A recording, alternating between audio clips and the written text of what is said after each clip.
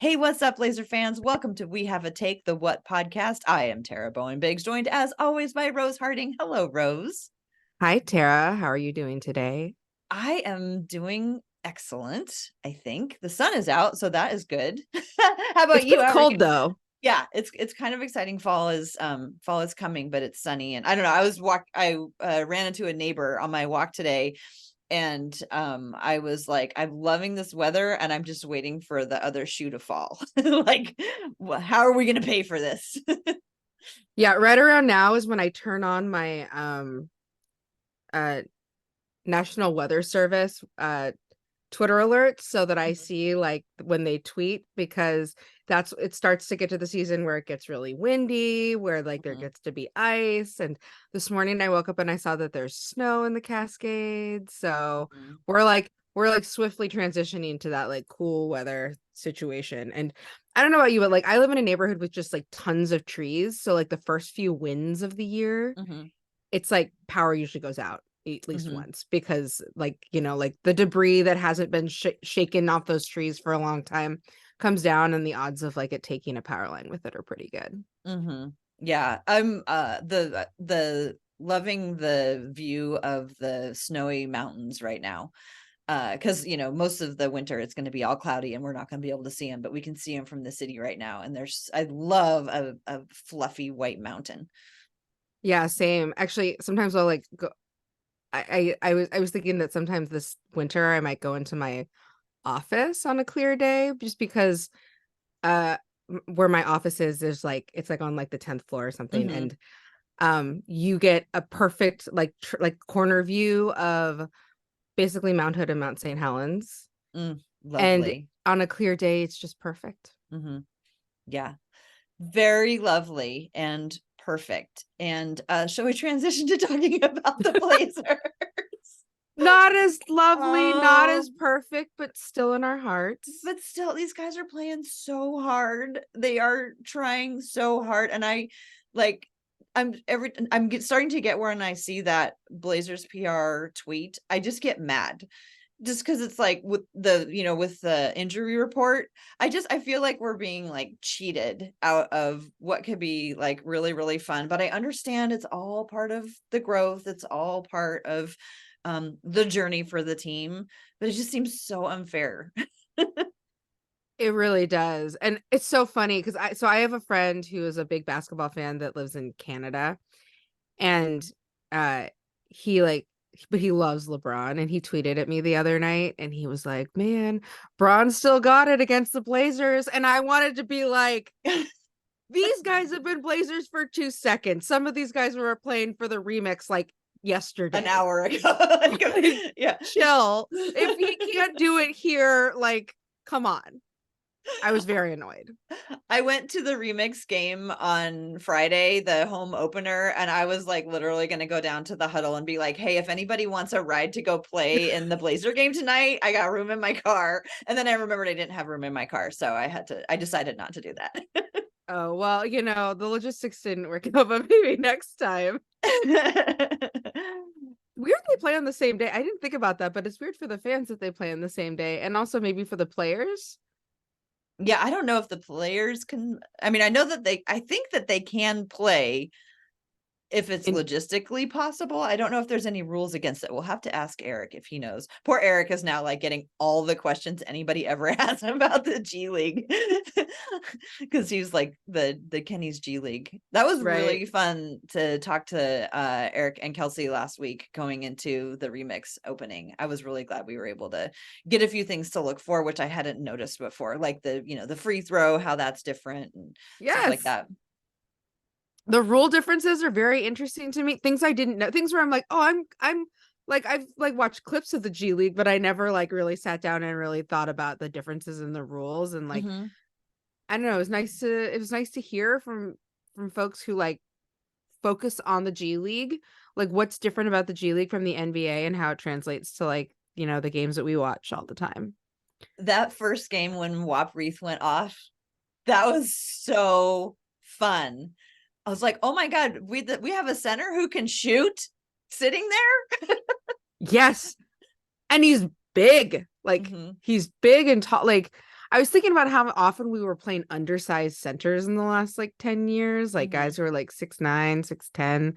Not that I mean, not that 6'10" is like particularly undersized, but like Reith is like Big. proper, Yeah. proper big. Yeah. Nurk was big, but like Nurk was also big and wide. Like Reith is like big and tall and long, and Mhm. yeah, I was Yeah. very excited for him. And I'm glad he's getting a chance to play. And like we were there was a discussion in the Trailcasters Discord about Reith's 3-point shooting, because some people were saying, okay, dude, you've taken enough, we don't need to see any more. But I come on the side of like, who cares, let him shoot right now, because like we saw that he can shoot the three. Mhm. And if he can get into an NBA game and shoot the three, and just enough so that the other team notices, we don't have anything to lose right now. Like, I think if he's still missing at the rate that he's missing, 2 weeks from now, then it's a discussion. But for right now, well, there's no one else to come in. I guess there's Moses Brown. Let it fly. And if he gets on enough of a hot streak and enough of a rhythm and gets used to being in the NBA situation and starts hitting a third of his threes, let him do it. It's a whole Yeah. different look that we're not used to.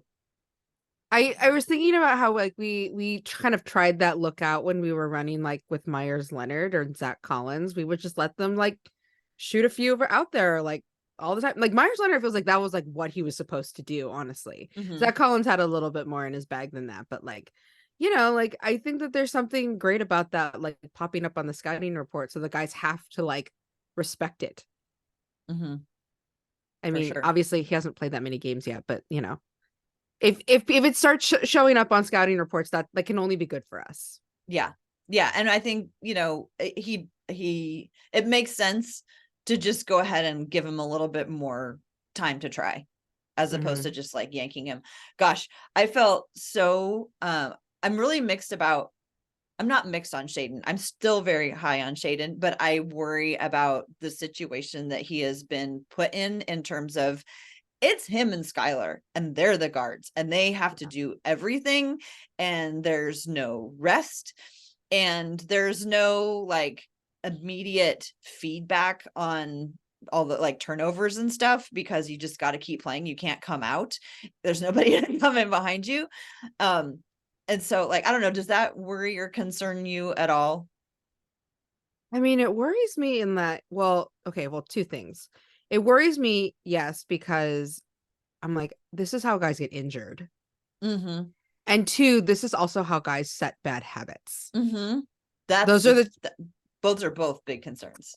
like, I'm sorry, I know that we're injured and I know we have to play guys, but like we have to give him a reasonable amount of time to rest so that he can like take care of his body. Like, yes, he's young, but young guys can still get hurt too. And we want to make sure that like if he's going to be with us for like the long haul, we should invest in his long, I mean, pr- honestly, we should invest in everybody's like long-term health, like Mm-hmm. regardless, but like especially if the franchise is invested in like him long term, Mm-hmm. we should be taking care of him like he's going to be here long term, like when his body isn't like 23 years old or whatever. Like so I worry a little about the injuries. I also worry about those bad habits, like because I do think the guys who like remember how we were talking like several weeks ago about the guys who like spent time like on those like Sixers teams and those teams that were Yes. tanking. Like Yes. you learn bad Mm-hmm. habits when you play like that. And like Mm-hmm. even if you are a good player, like your instincts get like tweaked and like ways that you have to untweak when you're trying to win. And Yeah. I don't know. I felt like they were at the beginning of the year, before everybody got injured, they were set up so well to be able to pair our young guards up with veteran guards. And I was so excited for that, whether or not it was, Scoot being paired with Ant, or Shaedon being paired with Ant, or Brogdon being paired, Yeah. however, just being able to play together on the floor. And so I worry about like, will 10 turnovers phase Shaedon? And then I remembered that Shaedon doesn't seem to get phased by anything. So at least Mm-mm. we've got that going for us. I was talking to my husband today. By the way, it's his birthday, so happy birthday, Charlie. But Yay, happy birthday.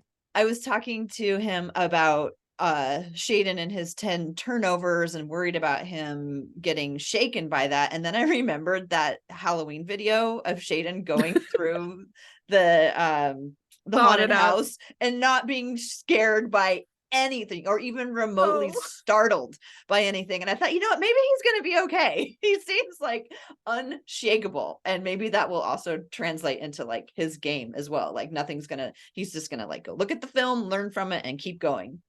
I love that so much because that video is very memorable to me because like not only is he not phased, but he's like hyping up the people who work there. And he's like, Yes. "You got this, girl. You got this." And then Scoot and Jabari are somebody, whoever is with him is just like screaming and clutching each other. And Shaden's just walking through. Yeah. He's like, "Oh, they're really scared, huh?" Yes. Yeah. So maybe we can infer from that that he'll be okay. I wanted to share one little Shaedon reflection that I noticed that I thought you would appreciate. So I know you're often watching in game, like you're at the game. Mhm. So when I watch at home, I get to see some of the like action close up and like replays and stuff like that in slow motion. And so I've been like running this thesis through my head. I've just been like marinating on it for a little bit and trying to decide. I'm like, does Shaedon look more comfortable on defense to me this year?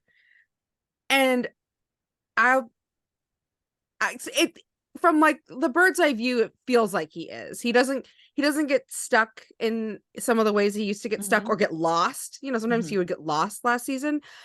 In a replay, I distinctly saw him directing traffic on a switch. And I was like, oh, like confidently directing traffic on the switch.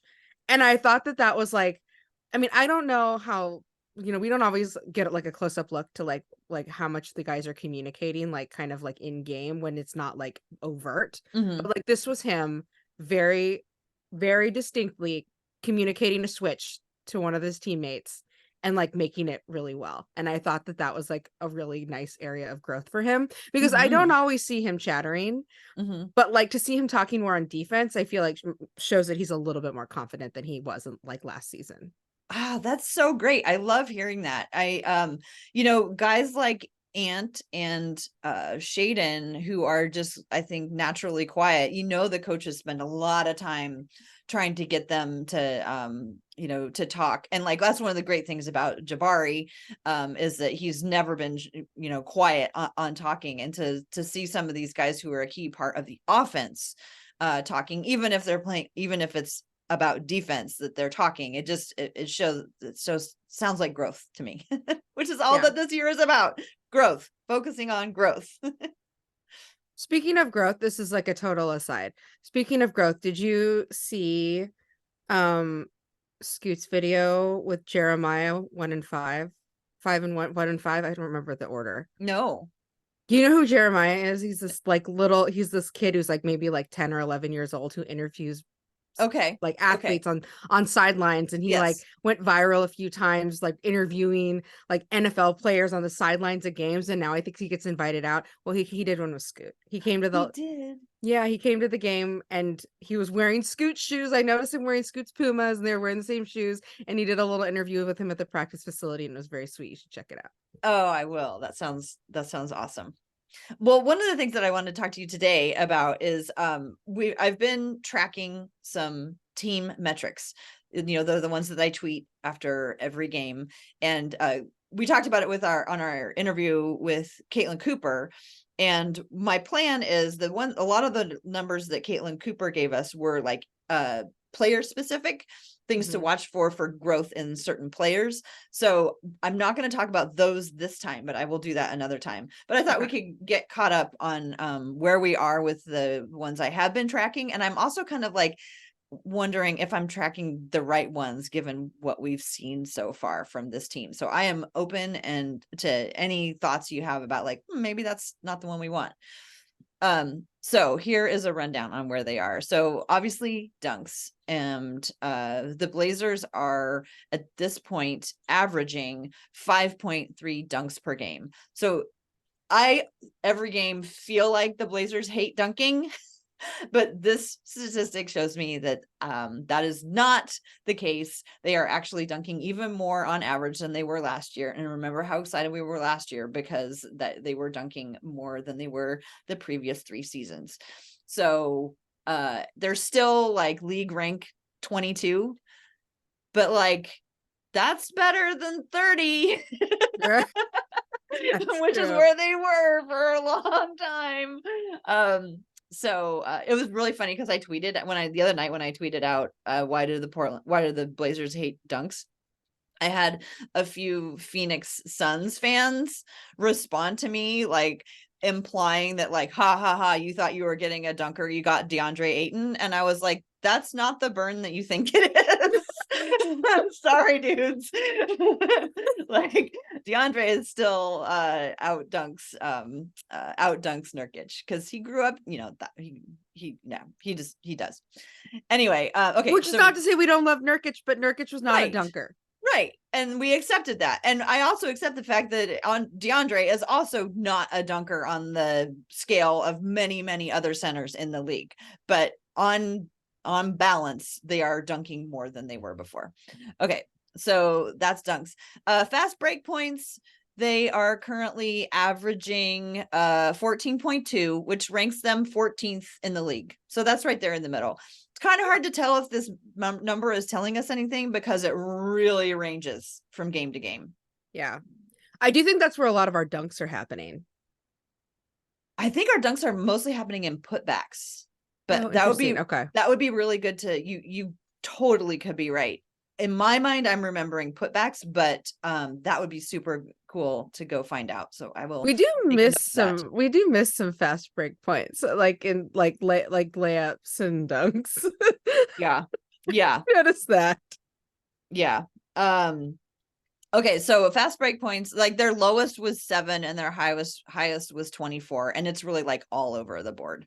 Mm-hmm. So I'm not sure what we're getting out of that stat, but it's there. I mean, we might just be the growth might just be looking for more consistency as the season goes on, and less like volatility from game to game. Yeah, and all these are kind of hard to track also because they're missing so many key components.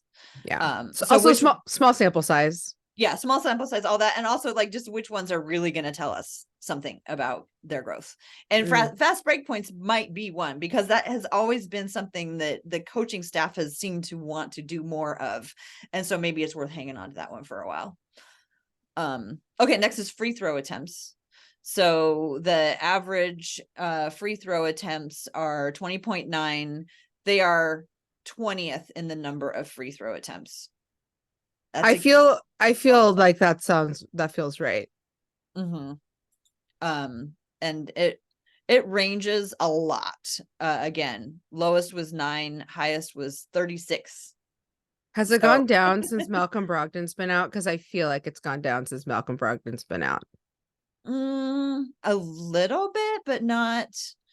We lost Brogdon. Okay, that date. I don't think there's that much difference. Okay. And so much of that is also dependent on, what the refs are feeling that night.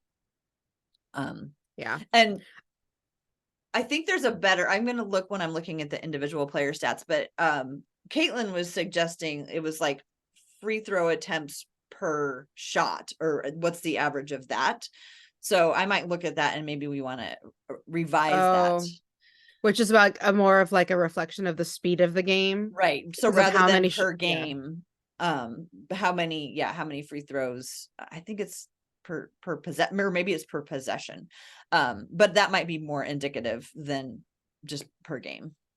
I was wondering how much it was going to hurt us that like we don't have guys that like are going to like, I don't know, be getting calls yet, like as far as like the refs have like their like the reputation of players, because everyone's so new, and a lot of the times the young guys are not going to get the benefit of the doubt. Mm-hmm. I'm kind of shocked at how few calls DeAndre gets and how many Shaedon gets. Like Shaedon is getting to the line a lot more than I expected. I would love to go and compare like him and his first meaningful minutes season compared to like Anthony's first meaningful minute seasons, or CJ's, because remember CJ didn't get to the line very much either, at least when he was first getting started. So that would be an interesting to follow up on. But I've been impressed with how much Shaedon is getting up there, and I feel like with DeAndre, he's not totally comfortable yet, and he's playing with guys who are still getting used to playing with him. And he loves that mid-range, so he's not actually like close to the basket a lot either. So like he usually has a lot of room when he's shooting, because nobody's like out guarding that area. I just had a thought, and I wonder if what has DeAndre Ayton been passing? What I'm like, I don't know what his assists look like this year. Yeah, I don't know. That would be a good thing for us to look at. Okay, so he has 2, 0, 3, 0. Yeah, no. He has not been assisting very much in the last, like, so what I was gonna say is his shots get a lot harder if they know that he's like not comfortable making those passes out to the perimeter, because everybody knows he's not going to pass. They can just collapse on him. But it's amazing how it is money when he gets it in the mid-range. It is like, oh, that's going in. so that's kind of fun. He looks like he has like a nice high release point too, like not very blockable. Oh god. Well, we're gonna play Chet tonight, so we'll see how that goes. Oh my god. Well, DeAndre's stronger than Chet. I've been watching quite a bit of the Thunder this season, and like Chet is big and long, and he's athletic, and he's super smart, but he's not super strong. And I wonder what he's gonna be like trying to bang with Ayton for space. Yeah, that is that'll be fun to watch. Okay, moving on to turnovers. They have the fourth most turnovers of any team. That feels right. Not the good kind of 4. Yeah. Not like fourth in the league. No, it's like the other kind of fourth in the league. So they're averaging 16.3. But honestly, I'm just not gonna get mad about that. And that's another one where it's like, is it really worth tracking at this point? Because there's just gonna be a lot of turnovers.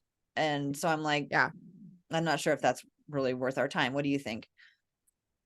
I mean, it would be nice to see that number go down and the assists to go up. But I'm not like heavily invested in like knowing if I see the assists go up. I don't really need to know what the turnovers look like, because I think that like, assist to turnover ratio, that's like that's half of what you're looking at. Yeah, and we're not looking at, like, last year we looked at assists and passes, and this year we're like not even trying that. But maybe especially because we have so much focus on these young guards, adding assists back would be, because they're dead last right now, I believe, in assists. If not, especially with I'll say very low. The argument also for adding assists is that we have a very different look at point guard. Yeah, I like adding back assists.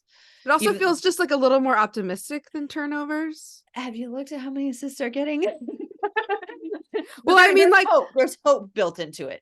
Yeah. And like turnovers, it just feels like it's negative. I don't know. It just feels negative. That's true. Yeah. No, I think I respect your point there on that one for sure. Okay, so there's 2 more. There's fouls and pace. So again, fouls, they are the 11th. They have the 11th most fouls per game at 20. And then for pace, they are at 98.3, which is 22.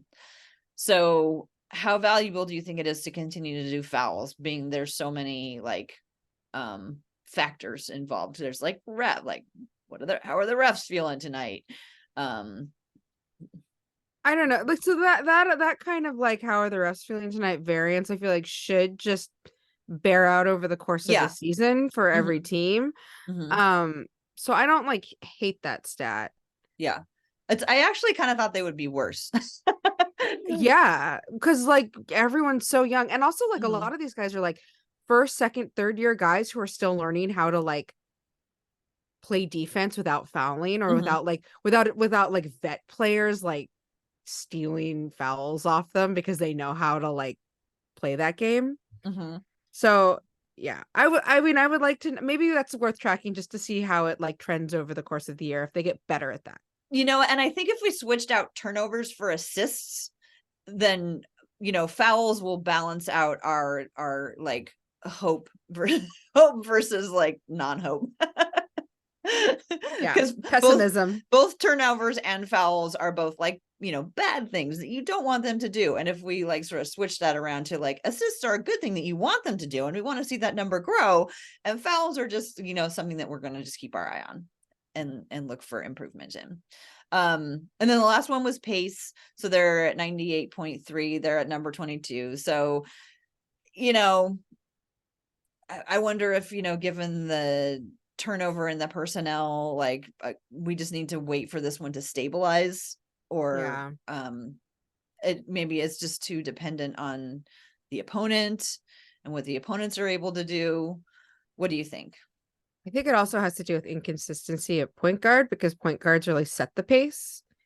And, we don't really know what it's going to look like, because we have our third string point guard. And I don't get me wrong, I love that we have a third string point guard, but like, it's not going to be the pace of the game that theoretically we're going to end the season on, hopefully. Yeah. And we should be able to I guess in theory, once we get our ball handlers back, we should see that number improve. And if that number doesn't improve, that is something that we should ask questions about. That's right. Okay. That's right. So we'll hold on to that one. So I'm going to say turnovers. We'll flip that and replace it with assists. The other thing that I'm wondering that we should be tracking, and I so don't want to track it, but I'm like, oh my God, maybe we should be tracking this, is opponent dunks. How many dunks our opponent gets? How many we give up? Yeah. Or do we just not want to even? We'll dunks? Yeah. Because here's how I get dunks. I look at the play-by-play after every game. There's immediately a play-by-play published, and I do a search for dunks. So I'll see like a total of 14 dunks. And so then I'll go through and I'll go which ones were the other team and which ones were the Blazers. And invariably there'll be 14 dunks and the Blazers will have 5. And that means the opponents have, there's misses in there as well. But like, why does the other team get so many dunks and our team doesn't? I don't understand why. Is it worth tracking? Okay, so what do you hope to learn from tracking the other team's dunks? Thank you. I don't think there's anything that I could learn that would be inspiring. So that's whenever I'm like, okay, should we collect these data? Like, well, what would we hope to learn from them? I mean, ostensibly, if this team is really focused on improving on defense, dunks are an easy 2 points. And if we were to somehow make it harder for the other teams to get those easy 2 points, then we could theorize that they've solved that problem, or that they've addressed that problem in their defense. So I guess that's what I would love to see at the end of the year. But do I want to subject my eyes to it after every game in search of these numbers? Okay, so here is something that I was thinking might satisfy this without you thinking about them in terms of just literal dunks. What if they're offensive rebounds instead? That is good, because you know what? The Blazers, giving up of offensive rebounds is something that people try to prevent. That don't necessarily translate to points, but they translate to second chances and more possessions. Sorry, are you saying track the opponent's offensive rebounds or track the Blazers' offensive rebounds? Well, either. It kind of depends on what you want to know. But if you want to track something for the opponents, I think how many offensive rebounds they get against our team tells us something. In the same vein that dunks might tell us. And might not be as demoralizing for the researcher in this case. Right. That's right. It might not be as demoralizing. And it also, like, I mean, that offensive rebounds often lead to dunks. Like, a lot of the times they're close to the glass. Like they're at least like they're often putbacks. I will say they're not always putbacks, but they're often putbacks or a putback attempt. I like where you're headed with this, because we were just talking earlier about what the Blazers, like, were they getting their dunks on fast breaks or on offensive rebounds ourselves. And because the Mhm. Blazers are actually, they're currently number 7th in the league in offensive rebounds. They're not doing great on defensive rebounds, which leads me to believe they're not going to be doing great in the category of opponent offensive rebounds. But I think that is something worth considering. So I think I would rather track that than opponent dunks. Same. It's less demoralizing. Yeah, less demoralizing. So maybe we'll test that out. Okay. Let me switch out. What was I going to switch out? I was going to switch out Opponent dunks. We're right. So we're gonna add opponent offensive rebounds, and then switch out assists for turnovers. Yeah, that's right. Okay. Thank you. Thank you for. I'm glad to be talking with somebody who knows how to do actual research with actual data instead of me just making it up. So okay, switching out turnovers for assists and then adding offensive rebounds for opponent. We'll try it for a couple of weeks and check in and see how it's going, around 20 games or so. Okay. That sounds good. And again, less demoralizing because I don't have to think about the actual dunks that I saw that hurt my feelings. I know. It's just it's hard. It's hard to go do that every night when I do that when I do my recap. I just like, oh, this is gonna be hard. It'd be like 23 dunks. That's just No. not a half and half situation. No.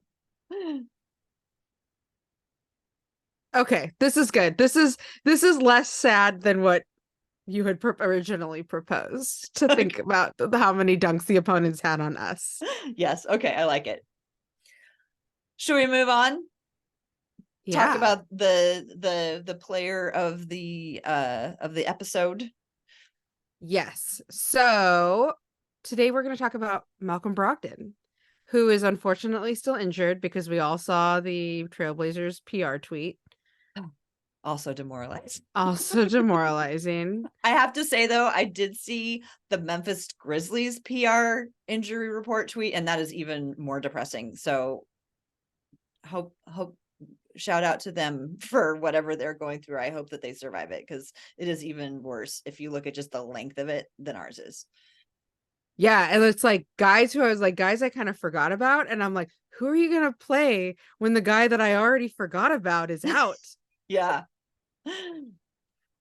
So yeah, at least it's not as bad as that, and at least we have a G League team and a third string point guard, as we said earlier. So like, it's not as bad as it could be. Okay, Not at all. Malcolm Moses Brogdon, whose birthday is coming up in a couple of weeks. He is born December 11th, 1992, which makes him 30, turning 31 in a few weeks. He was born in Atlanta. His mom and dad, so his mom and dad are I think they're interesting. Although we don't know a ton about them. They're not like as prominent. I feel like as prominent as some of the other players' parents who like are very visible and have done lots of interviews. And I don't know if you found anything about his parents. Oh, you did? Of course you did. Yes, I don't know, should we talk about it now or should we? I think let's wait till the end. His parents are they're very interesting. They're very interesting. So Malcolm Brogdon's his father is Mitchell Gino Brogdon Sr. and he's a lawyer. And apparently he used to host like a court like a TV like court show. That's what I did my deep dive on. Oh, you did. He was the host of the show Personal Injury Court. Mm-hmm. Yes. Would you like me to tell you about what I learned about? I'll just go ahead and tell you about. Yes, please tell me about, because I did not read about Personal Injury Okay, Court. so I watched 3 episodes of Personal Injury Court. Okay, so Personal Injury Court it was a 30-minute TV show. It was produced in Atlanta along with like 2 other court-related shows. There was Personal Injury Court. There was Lauren Lake's Paternity Court, which focused on paternity testing, and then Couples Court with the Cutlers, which resolved relationship disputes. And then there's Gino Brogdon's Personal Injury Court. So Personal Injury Court was based on actual court cases, but they were not like real plaintiffs or whatever, not like People's Court where it's like these are real plaintiffs. They were based on actual court proceedings that happened, and so actors come in, they like memorize everything about the case, and then he asks a bunch of questions and they answer the questions. And since it's personal injury, there's a lot of interesting things. So I watched one about a couple who went up in a hot air balloon that got like ran into a tent and they fell out and like broke a bunch of bones. I watched another one about a kid who got this is really gory, so fast forward 30 seconds, who got his hand caught in a shredder. Another one about somebody who fell down on the playground. So the actors come up and present their cases, for the sewer and the suey, and then sometimes they have like experts come in and read off the expert stuff, and then he makes his ruling. And the purpose of it is to like explain the laws and like why, according to the law, this person would be responsible or these people are not responsible. So I actually learned a couple of things. But I was shocked that this is Malcolm Brogdon's dad, because Malcolm Brogdon is very buttoned up. He doesn't, he speaks very eloquently. Like, we love it when he gets interviewed because he always has something really interesting and deep and thoughtful to say. And this is not at all to say that Mr. Brogdon, Judge Brogdon, was not thoughtful, but he was this very like bubbly and like just really drawing people out. And he has a court TV thing, right? So this series was on for a year, and in that year they made 120 episodes. Oh my god! I did not watch all of them. And the best part about it is that everyone would start, and he'd give like a little, as the judge, he'd give a little synopsis of the upcoming case, and then he'd go, "Now let's get into the legal sauce." And it was just, and I just was like, I could not believe that this is Malcolm Brogdon's father, just because of the personality, and just like, they just look very different. But I followed him on Instagram, and there's pictures which I think are of him, like maybe he has lots of pictures with his grandkids, dotes on his grandkids, writes about his grandkids all the time.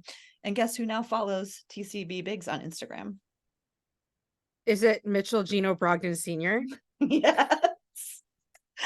So I don't know. I was so tickled because I just like, Malcolm is like, has such a consistent image of who he is, and in my brain it didn't quite align with somebody who did a court TV. And now I know, I mean, it's kind of like, you're probably going to go way more into about like the family's history of education and how education and educators. And I have to say, I learned from all of the episodes that I watched, I learned a little something about personal injury law. Well, there you go. You learned something new as a result of our deep dive into Malcolm Brogdon. I'll say, I when I said that they're less visible, I mean that they're kind of less visible in like his career. Mm-hmm. Like they have like his parents like definitely have their own like lanes that they are very visible. But like you know how a lot of players, it's like their parents are always interviewed, like going to games and like talking about what they did to like bring their child up to be like a professional athlete. Like his parents are like, they have their own thing. They have big careers, like big important things that like they didn't leave. So did his dad, this is a question maybe you can answer because I could not answer it. Is his dad an actual judge, or is he just a judge on the show? No, according to his biography, he was for 10 years he was a trial judge in the Superior and State Courts of Fulton County. Okay. So yeah, which is in Georgia. Yeah, in Atlanta, which is includes Atlanta.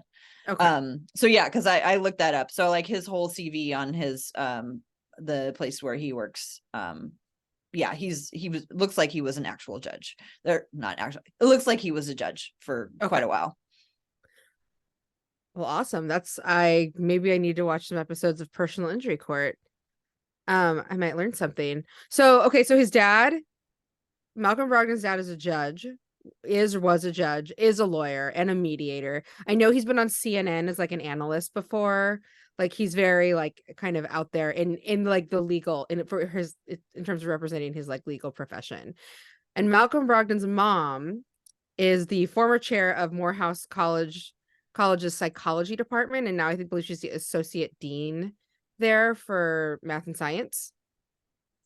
Um, her name is Dr. Jan Adams, and his Malcolm Brogdon's brother is a practicing attorney, just like his dad, who also is his name is Gino, by the way. And I think that Malcolm's dad goes by Gino too, and not Mitchell. And then his other brother, he has two brothers. His other brother is also like going into law as well. I don't know. It said his Wikipedia article says he's in law school, but who knows when that was last updated? I don't know.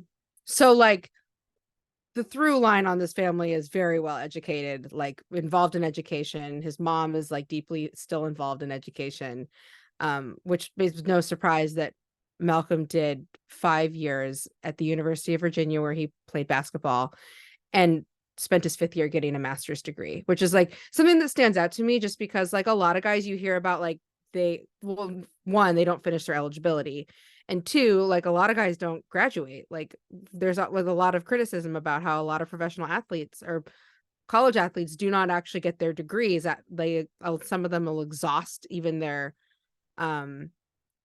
eligibility, but still not finish their degree in 5 years. And Malcolm Brogdon finished both bachelor's in history and a master's in what is it, public policy? Is that right? Public policy. Yeah, a master's degree in public policy, both from the University of Virginia. And I just think that's really interesting because, you know, he was quite old when he came to the NBA because he was committed to finishing his eligibility and getting a master's degree. Yeah, I was wondering like why he had 5 years, and it's because he redshirted his sophomore season. So at the end of his freshman season, he broke his foot and then took the next whole year off. And apparently like he's been on the W.H.A.T pod a couple of times, and I believe it was on one of the W.H.A.T appearances. He talked about how he could have come back and played his next year, but he really, really wanted to give himself enough time to recuperate and make sure that he was ready to come back.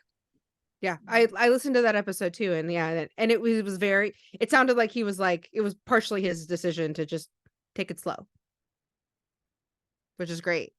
So he has a master's degree. Like, I wonder how many guys in the NBA have master's degrees, to be honest. We hear a lot about like guys going back and finishing their degrees because a lot of them leave college before they graduate to come to the NBA. And I'm just curious, like how many master's degrees or even or advanced degrees are floating out there among NBA players. I don't know. If anybody knows that, I would love to know. Okay, so he played for University of Virginia. He was like I'll say a highly decorated college player, the University of Virginia.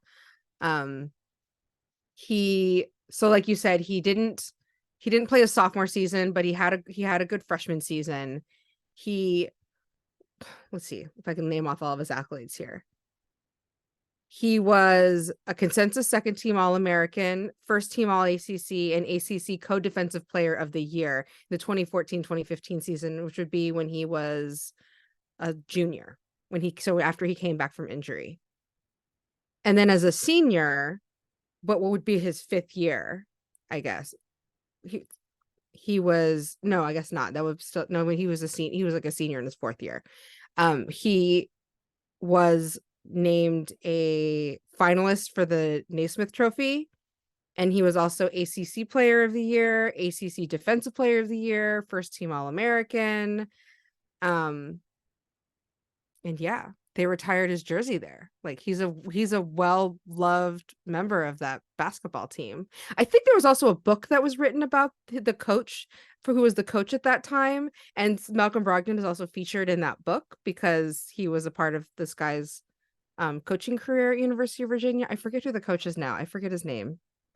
And he has a name that, yeah, if you look at his name while you're looking up his name, I was gonna add one more thing that I did find this one podcast called the Intentional Performance Podcast, and it was the only one where Malcolm went off his like sort of regular script, which he's super consistent with. And he was talking about as a kid how he wanted to go to Stanford, and is kind of the theme was being an underdog. Like he wanted to go to Stanford or Florida State, and neither of them um uh offered for him. I believe he said that he had an offer from Harvard, and that's where his grandma wanted him to go.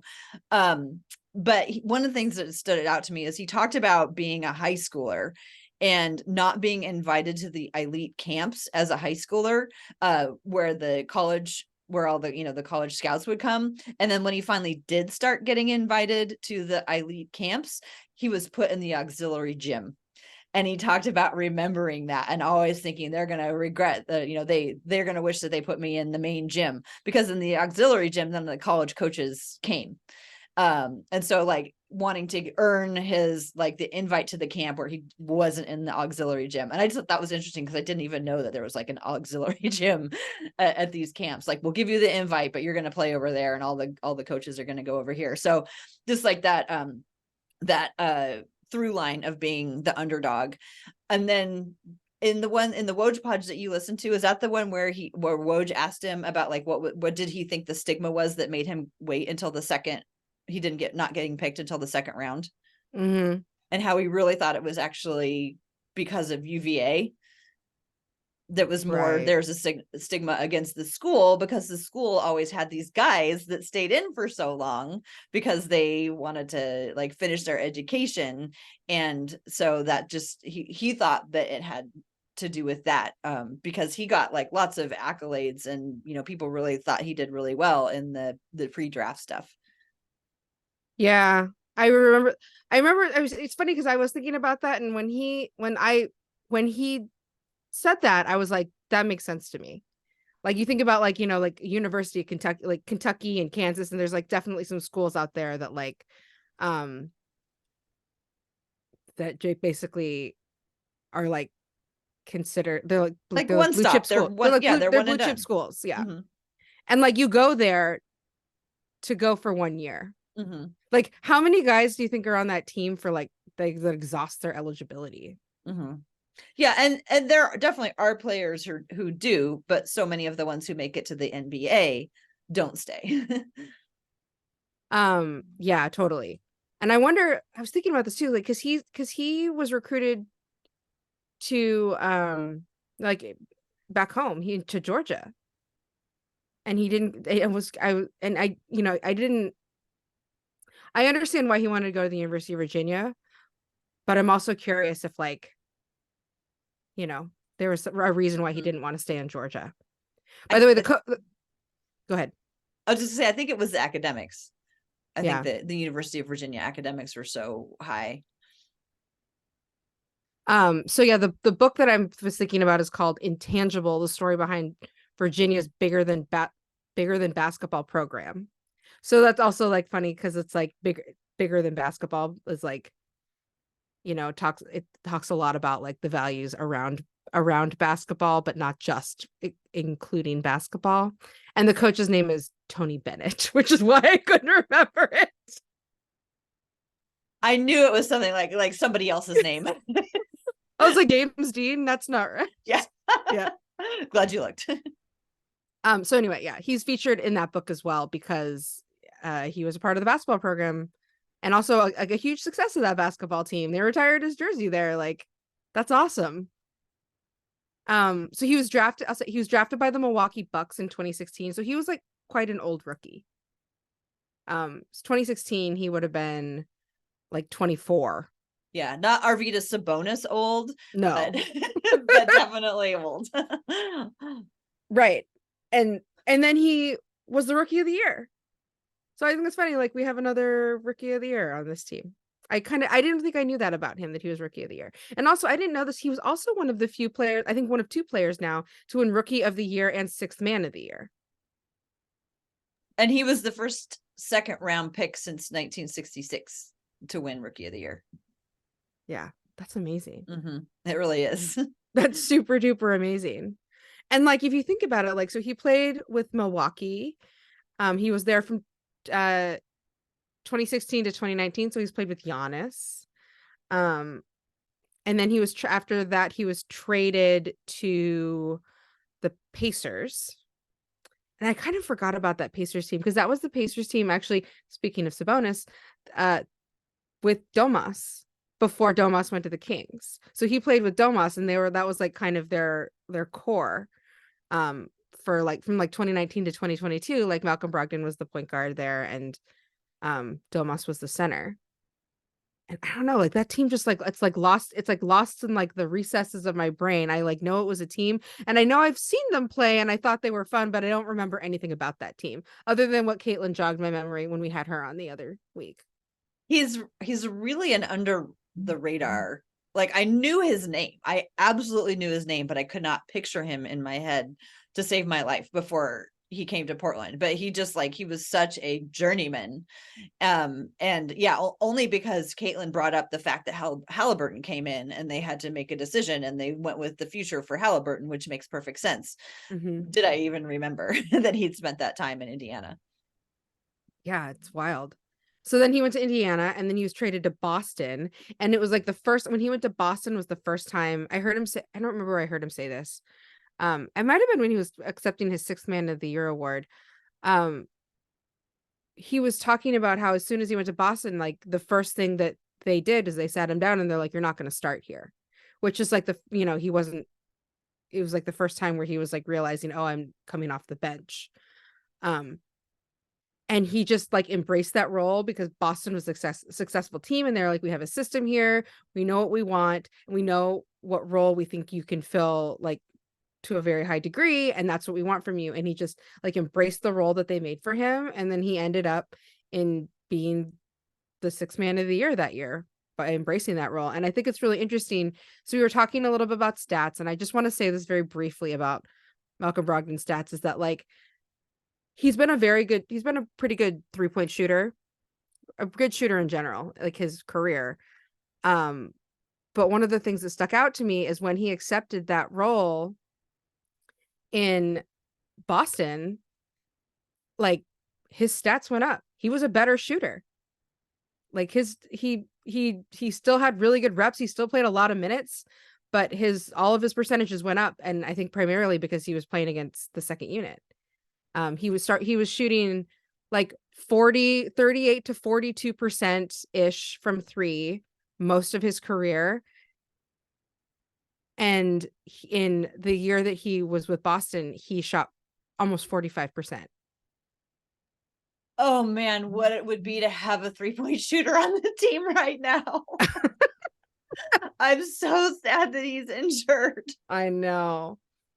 It's anyway, I just thought that was really like kind of nice to see that he like embraced this role that a lot of players might like he said he talked about how he had to check his ego at the door and how you check your ego at the door and like see what someone's actually offering you. And that's what he did, embrace the role. And like as far as like his like efficiency all went up. It worked out for him to take on like a slightly different role. I'll say this, like one of the things he did talk about was like, he's like, yes, I came off the bench. I still played a lot of minutes though. And at the end of the game, I was still in the game. Like he still knew that he had meaningful minutes to play. So it wasn't like his role had been reduced to something that he felt like didn't suit him or like didn't like, I don't know, like whet his appetite to play. Like he knew that he was still going to be playing a really important role. It just where the minutes were in the game were slightly different than if he was starting. But he like it ended up being a really, really great role for him. And I think that that's just like a great like success story for somebody who had to do something that was very different than what they'd been doing in their career up to that point.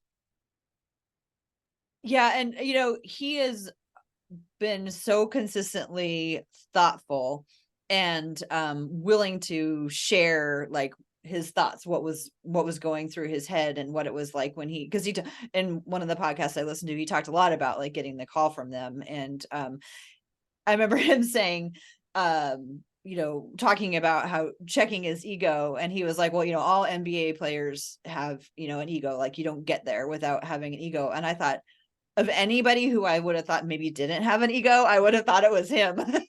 Just because he's just so team oriented, so like big picture thoughtful.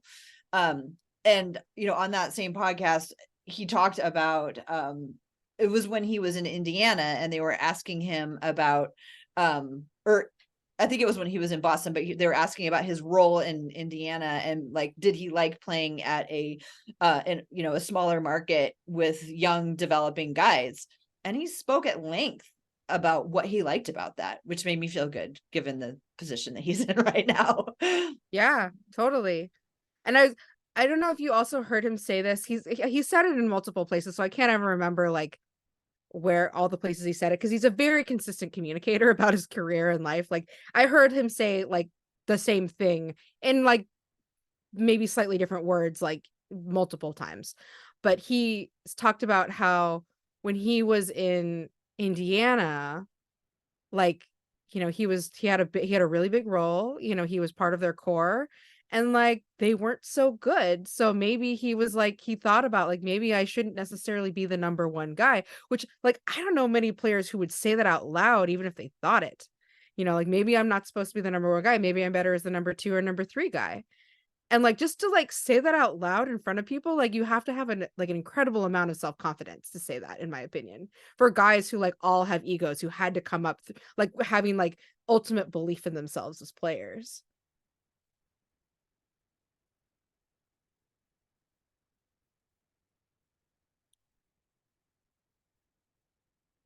Okay. So I want to know what interesting things you learned about Malcolm Brogdon. It was funny because I probably listened to like 8 hours of podcasts of I Malcolm didn't listen to that Brogdon. many. I listened to that Um, many. and I was like, I was impressed by his consistency and also left feeling very unfair to him. Thought this guy's kind of boring, which is totally unfair because he's fascinating. But like, due to the fact that I mainlined like all of this Malcolm Brogdon content at once, and he was so consistent with everything, it just like all started to like sound the same. So I was like trying really hard to find like nuggets that weren't in his stories, because he had a lot of stories that he told over and over again that were super compelling and were really good stories, like especially like those sort of like core memory events that he had when he was young and he went and visited Africa with his family multiple times, and Yes. like certain like pictures that he got in his head from those that have like motivated him and driven him his entire not even before he was an adult, drove him to be where he is today. So I was just like, I had to figure out like does his whole family just sit around and be like consistent and smart all the time?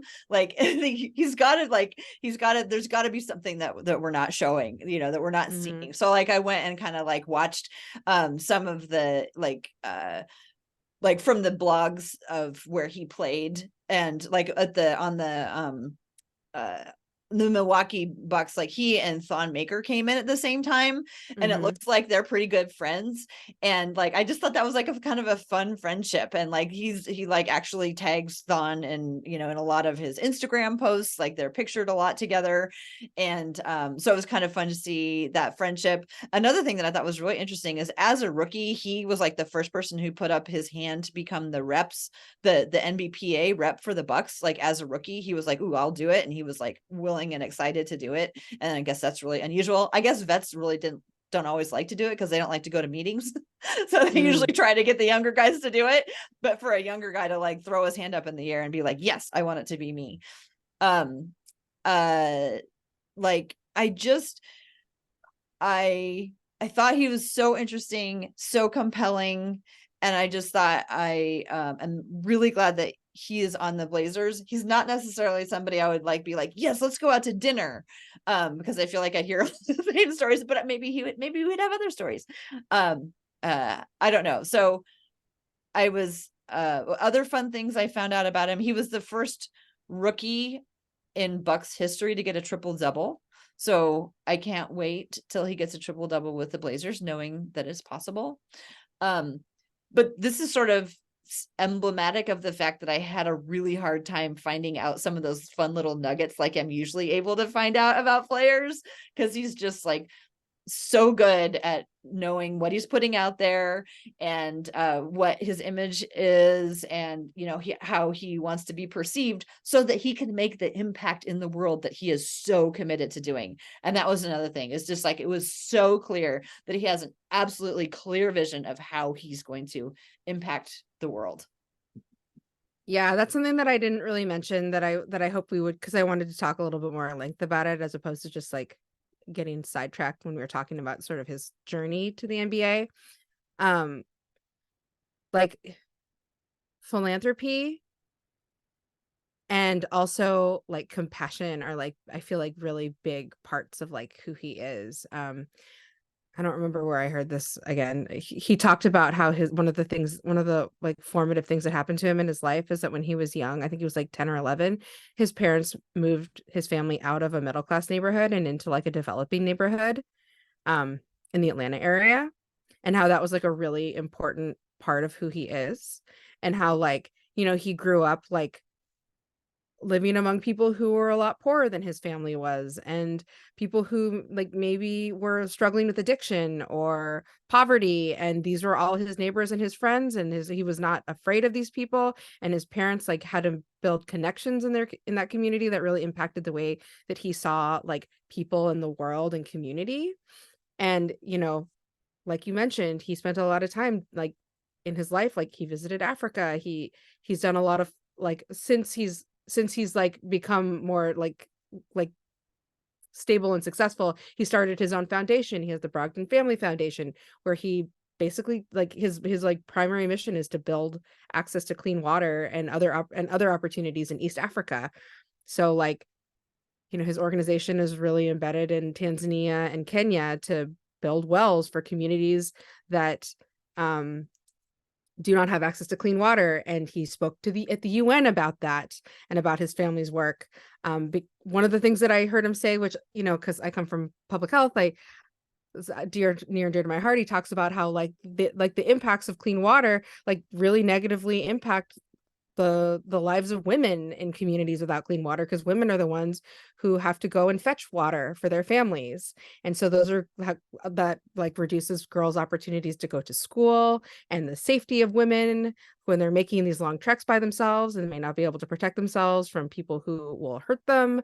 And I was like, look at you out there being such a good advocate for this thing that has like nothing to do with basketball, but also everything to do with why he's involved in basketball. Yeah, and he said that in numerous places, that like his life's passion is like, it's not basketball. It's like the basketball is the means to be able to make an impact. And I think a lot of guys, I don't think that's like, it's not unique. But I feel like a lot of guys maybe came to that a little bit later than he did. Like he came to that very early. He saw this as a way that he could have an impact. And I honestly felt like a little bad for thinking that he's kind of boring. So I'm trying to think about it as like, he's not boring. He's just like super consistent. And, he doesn't have, he's like, seems to be quite introverted in terms of like, he's not the guy joking around with everybody constantly, on the sidelines. He's just like sitting there very comported and probably thinking all kinds of deep amazing thoughts. So I don't want anybody to think that I think that like he's boring in like a bad way. I just after having watched Judge Gino and seeing how much personality he had on the personal injury court, and how like how outgoing he was about that. And I also watched a video of his mom, thinking like, oh, maybe his mom is a little bit more reserved and he gets it from his mom. I watched a video of his mom accepting an award on Malcolm's behalf, because in addition to her job at Morehouse, she's also the executive director of the Brogdon Family Foundation. So she was accepting an award on his behalf. She was like the warmest, most like charismatic speaker, like through a YouTube video that was like a minute and a half long, and I was just like floored at how I was like, I want to be in her. I want her to be in my life. She's amazing. And I don't know if you've ever met a mom you don't like, Tara. well, anyway, it was just like, he's just like, every family has somebody who's a little bit quieter than the rest of the family, and he seems like he's the one, and he's just like got a lot going on. Still waters run deep. So when I just see him sitting there on the bench, I'm like, he's probably got like so many amazing thoughts running through his mind. And I love it when the other younger players come and talk to him, because he's clearly like helping them out. And I love having him on the team. Love it. So I'll say this. I've spent a lot of time listening to him, not 8 hours probably, but like I spent quite a bit of time listening to podcasts and videos where Malcolm Brogdon is featured or discussed. And you're right. My experience is the same. I heard a lot of the same stories again, a lot of the same points again about his life, slightly different words and different contexts, but in general, the same like stories that he likes to make public about himself. That said, I can strongly identify with this idea of like the things that you are really comfortable talking about publicly and like making your peace with that, and also having these things that you are very private about. And one of the things that I was surprised to see that I had not seen mentioned in anything is that Malcolm Brogdon is married. You don't hear him talk about his wife. She's not mentioned hardly at all, but I see him wearing his wedding ring. I know he's still married. And I just thought that was very interesting. And it turns out he's married to a woman named Victoria Janowski, who he met in college. She was a volleyball player at University of Virginia. So far as I know, they're still married and going strong. And she works in like the legal like profession through like some like giant company. I don't know. But it's like he keeps that very separate from his basketball life. And I just like see that as like a way in which he like kind of like has the public part of him where he tells us those stories and he's very polished and comfortable talking about that stories. And then there's other stuff that he just like keeps a little bit closer to his chest that he's a lot more private about, which I can appreciate because I feel that way too.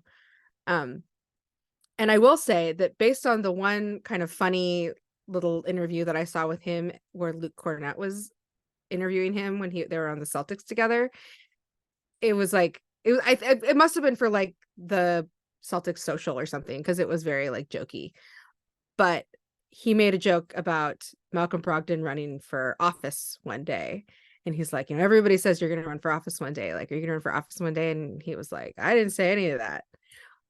He deflected, but he didn't say no, and he didn't exactly like play along with this joke in a way that I thought he might. And I was like, you're not going to run for office one day is what I thought. And especially the way I've like heard him talk about his life over the course of his career.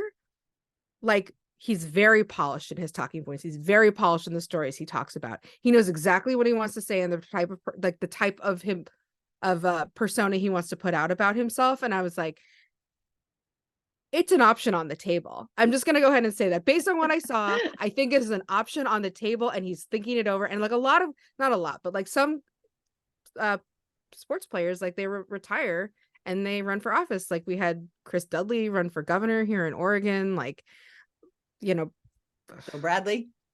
That's right. Bill Bradley. Like we have a lot of people who leave athletics and run for office. And I'm just saying, I don't know that he's going to run for office, but I know that he hasn't decided yet, maybe. Mm-hmm. That it doesn't appear, at least in that answer, that it's off the table.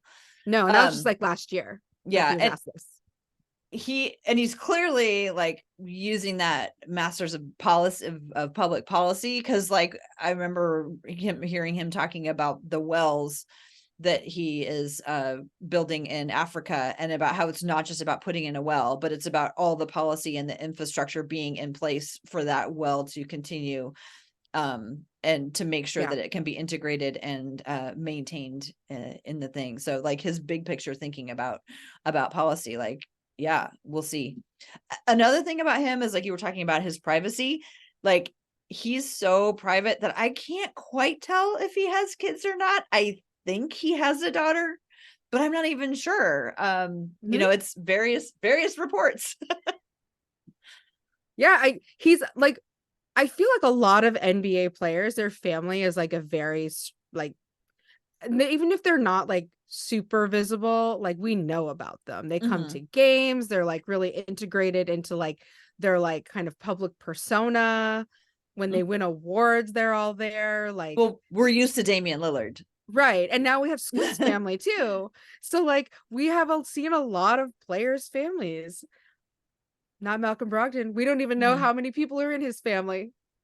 I just know that I see him in interviews wearing his wedding ring. And so Mhm. I'm like, well, you're still married, probably.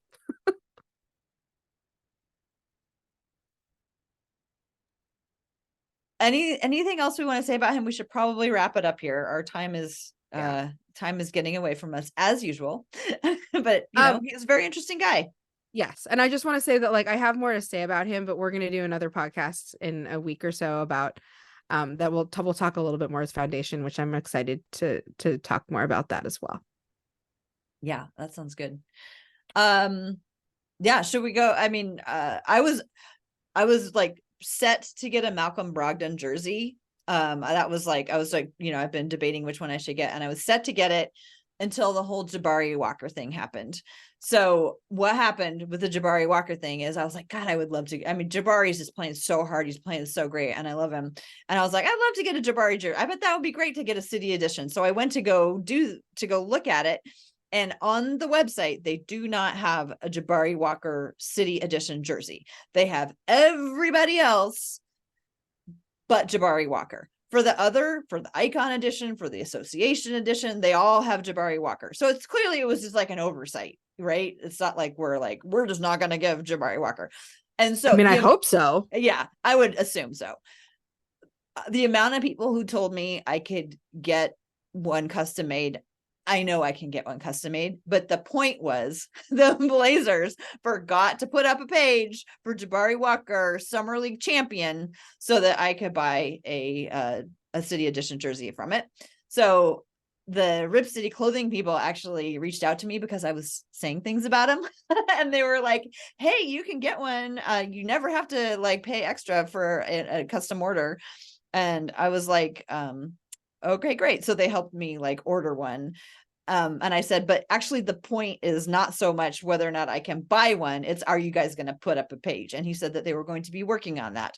So I will be checking them. And when they do finally get that page up, I will celebrate with them. And I will keep people posted to find out if I actually made a difference. But anyway, that's all to say. I was going to get Malcolm Brogdon. But I didn't. But I was that excited about Malcolm Brogdon. The guy that sits next to me in the games, actually the first night, opening night, he was like, I love this Malcolm Brogdon guy. I love this Malcolm Brogdon guy. And then eventually the fourth quarter, he was like, I'm going to go buy a Malcolm Brogdon jersey. I'm in. So he did. He went and he got a Malcolm Brogdon jersey, and he got a Malcolm Brogdon 92 jersey. Remember for like the 5 minutes Yes, that he was number 92? So I do remember. he actually got a Malcolm Brogdon 92, which I That's thought was actually awesome. that's actually great, and I love that so much. So I told you last week that I bought a DeAndre Ayton jersey, but I've been like already plotting my next one. And I will say that right now, like I am really torn because one, for the same reason you want Jabari Walker, I really want a Skylar Mays jersey, but they don't make one yet. But he just got converted to like a full contract. So I assume the Skylar Mays jerseys are being printed and put on that site as we speak. And if they're not, I will be very disappointed because I just love a backup point guard. I'm not just going to say it. I love a backup point guard. And the other jersey that I have been thinking about, but Skylar Mays is one, and the other one is Tumani Kamara. Because I mean, obviously, we all know and love Tumani Kamara. But the other thing about Tumani Kamara that I love, that people just don't love the way that I love, or maybe they do and they just don't say so. He's left-handed, and I am left-handed, and I love a left-handed. I really loved Rodney Hood. I love a left-handed basketball player. It's like there's something about being left-handed where as soon as you see somebody do something, you're like, that person's left-handed. Like you always see it. It's the first thing you see when somebody does something that like demonstrates their handedness. I always know it's like that's a lefty. Even sometimes when they're doing something with their right hand, I'm like, that's a lefty. I can tell what it looks like, somebody doing something with their right hand that is awkward and weird. So anyway, I Tumani think Kamara. just watching your physical reaction that you need to get a Kamara jersey. I think that's your next one. I just love a left-handed. I just love basketball players that remind me that like I feel that make me feel seen. That there's other people struggling with scissors too. Yes, that's right. Although I do use scissors right-handed because they never got me left-handed scissors in elementary school. And it was like, well, you learn this or you don't get to use or you don't get to cut anything. So to this day, I still use right-handed scissors, but my daughter's left-handed and I got her lefty scissors. Excellent. Okay, Tara, we're definitely over time, but we've come to the portion where I ask you, it's the end of the podcast. What is your take this week? Mine is pretty straightforward, and that is when Ant and or Malcolm Brogdon return, things are going to be fine. I mean, they're not going to like contend for a championship, but everything is going to look so much better, and we're going to be able to just breathe one sigh of relief. We just need one pro guard, one pro ball handler back, and one vet ball handler back, and things will be fine. That's my take. That's a good take. I agree with that take. Stability. I don't have very hot takes. Anything that's stable, anything that's stabilizing is nice. What's yours? My take is kind of hot, and I have to give you just a small story about it. Okay. So I watched a Kings game earlier this week, and in the post game like interview or whatever, they they interviewed Malik Monk because he had a good game, and they asked him to weigh in on who won or who would win a dunk contest between De'Aaron Fox and Chris Murray, I think, on the team or whatever. You mean Keegan? I think no, Keegan. Yeah, sorry, Keegan Murray. Whatever. Chris Murray's brother. Yeah. And he was like, "Oh, it would have to be me." I think that's basically what he says, or something like. He's like, I forget how it happened, but it was just like it gave me this idea, and I thought about this for like all of 8 seconds before I tweeted it out. So sorry. Instead of an all-star game dunk contest where they just look for stars and there are none, and then it's just a bunch of guys who are all just willing to do it, who are all like early career guys because that gives them visibility, they should have a host team, an all host team dunk contest. So just the team that is hosting, all of the players from the host team do a dunk contest, and it is for bragging rights in the locker room. Because I feel like those guys probably go way harder at practice in a dunk contest than they ever would when they're trying to like do it for like all-star or whatever. So the point being is that there would be a dunk contest with only players from the host team, but they would have all the eyes of everyone at All-Star Weekend and watching All-Star. They would have all the eyes on them. I think that would be kind of fun. Also, they're in their home city. They're in their home arena. Their fans would love it. It would be like a peek into like a practice, right? And they would get to see these guys like cut loose and also try to like dunk on each other. I'm just saying, like there's not a good reason for a lot of guys to like participate in the dunk contest anymore. Like it's been really hard to get guys like last year it was like the guy who won was in the NBA for like 3 weeks before he like was in the dunk contest. Like nobody wants to be in this dunk contest, so let the host team do it and show off. And some of these guys are going to be really great dunkers and showcase dunking that probably they would never even do in games. Guys who don't even dunk in games, let them all dunk. Everyone from the front of the bench to the end of the bench, everybody dunks. I like it. Hashtag everybody dunks. Yes, and I knew you would like it because I know how much you like dunks. And someday when Portland gets a all-star game, we would love seeing every single Blazer dunk. Yeah, because they can all do it. It's just, some more than others. I like it. I like your take. I approve, and we can send this into the league for for an idea. Well, it has been so great talking to you, as it always is, learning about Malcolm Brogdon and going over the stats, but we got to cut it off now. And do you want to tell people where they can find you on Twitter or whatever is your preferred platform these days? Yeah, you can find me at Roselle Harding on Twitter, on Instagram, on Blue Sky, and you can also find me in the We Have a Take Discord. Tara, where can people find you? They can find me at TCB Biggs on Twitter and on Instagram, and they can find the We Have a Take podcast on Twitter. And you can also find the podcast to listen to and subscribe to wherever you find your podcast. So thanks everyone, especially if you've gone this far to the very bitter end. We appreciate you all so much for listening to the We Have a Take podcast. And go Blazers.